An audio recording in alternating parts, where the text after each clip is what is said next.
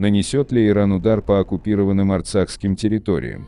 Иранские генералы настаивают на прямом ударе по Тель-Авиву, но новый президент Ирана Масуд Пезешкиан предлагает нанести удар по секретным израильским базам в соседних с Ираном странах, пишет The Telegraph.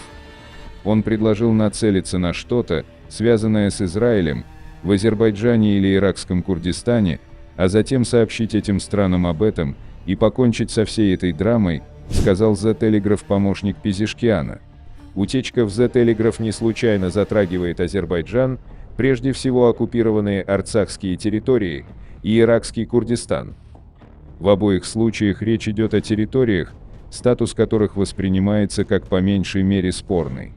Произраильские аналитики тут же бросились отрицать, что Иран не посмеет ударить по израильским базам или пунктам в Азербайджане. А кто сказал, что оккупированные арцахские территории Иран признает как часть Азербайджана? Не только Иран, но и остальные международные акторы стараются не демонстрировать причастность к силовой оккупации арцахских земель. Эти территории намеренно превращены в серую зону. Но серая зона имеет и серую изнанку. Если Иран нанесет удар по этим территориям, вряд ли кто-то будет бить себя по коленкам и утверждать, будто удар нанесен по Азербайджану.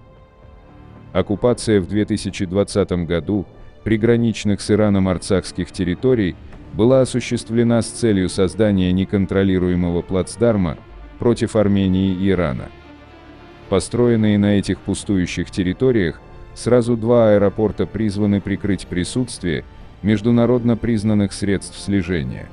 Кроме того, вряд ли Иран забыл, что именно после встречи с Алиевым на упомянутой территории был взорван вертолет иранского президента. С тех пор прошло несколько месяцев, а иранская сторона хранит жесткое молчание, не предъявляя никому обвинений. Нет сомнений в том, что организаторы этого крушения понимают, что Иран может использовать это обвинение как оправдание удара по этой территории. Что бы ни говорил президент Ирана Пезешкиан про удары по израильским базам в Азербайджане, в ближайшее время я в это не верю. Увы, нам всем действительно очень хочется узнать про все это, и скорее всего узнаем, но не сейчас. И, конечно, не потому что, как утверждают некоторые эксперты в Азербайджане, нет израильских баз. Понятие криптобазы не предполагает израильский флаг при входе и приветствие на иврите.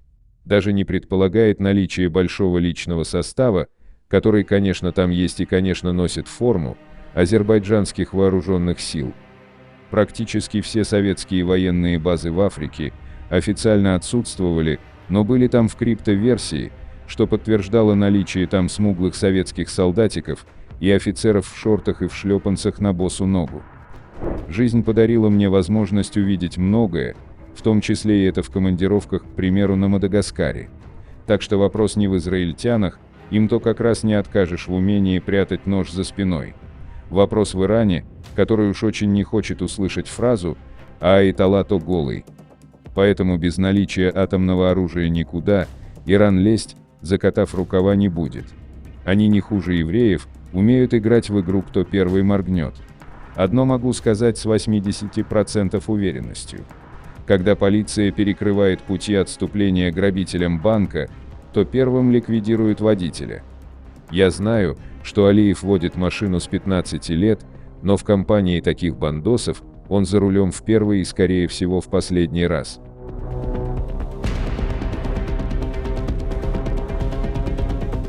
Масуд Пезешкиан, избранный в прошлом месяце президентом Ирана, представил парламенту страны список кандидатов для формирования нового правительства, сообщает агентство Тесним. Согласно представленному списку, из предыдущего состава свои посты сохранили министр разведки Исмаил Хатиб и министр юстиции Амин Хосейн Рахими. На должность министра экономики назначен бывший глава Центробанка Аптоль Насер Химати, а на пост министра иностранных дел предложен секретарь стратегического совета Ирана по международным отношениям Аббас Арахчи, чье назначение ранее обсуждалось более месяца назад. На пост министра обороны предложен генерал-майор Азиз Насерзади, первый заместитель начальника Генерального штаба вооруженных сил Ирана. Единственной женщиной в новом правительстве может стать заместитель главы Министерства дорог и городского строительства, секретарь Высшего совета Ирана по городскому строительству и архитектуре Фарзане Садек.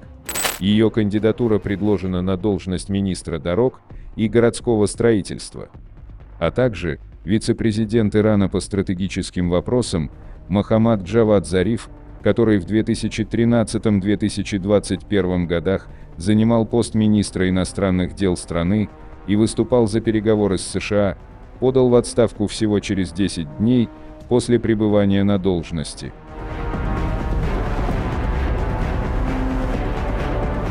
На прошлой неделе в столице Казахстана состоялась 6-я консультативная встреча лидеров стран Центральной Азии, куда был приглашен глава Азербайджана Ильхам Алиев, однако случился дипломатический конфуз, его не пустили на официальную часть переговоров.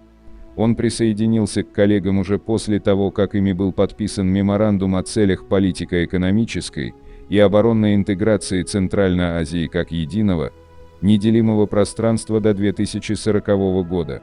Однако провластные бакинские СМИ настойчиво тиражируют тезис, будто это Ильхам Алиев инициировал такую программу с участием Азербайджана. Азербайджан, конечно, тесно связан с некоторыми странами Центральной Азии, но лидеры этих стран согласовали концепцию внутрирегиональной, как высказался президент Казахстана, кооперации в сферах безопасности, экономики и логистики без Баку.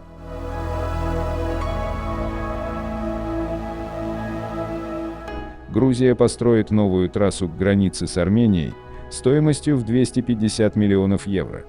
Правительство Грузии экспроприирует землю у собственников в Марниульском районе для строительства новой трассы Рустави-Садахла к границе с Арменией, сообщает портал «Новости Грузия».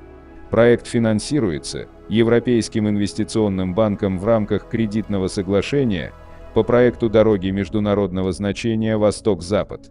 Новая трасса, которая пройдет параллельно существующей дороге, будет четырехполосной, а ее длина составит около 30 километров, включая 11 мостов и переездов. Новая автомагистраль будет проходить практически параллельно существующей дороге до границы с Арменией. Тендер на реализацию проекта будет объявлен в ближайшее время. Ожидается, что новая трасса позволит увеличить грузопотоки не только в направлении Армении, но и также обеспечит транзит грузов в сторону РФ, Ирана и даже далекой Индии. Строительство обойдется в 250 миллионов евро. Подписывайтесь на наш канал и пишите ваше мнение в комментариях.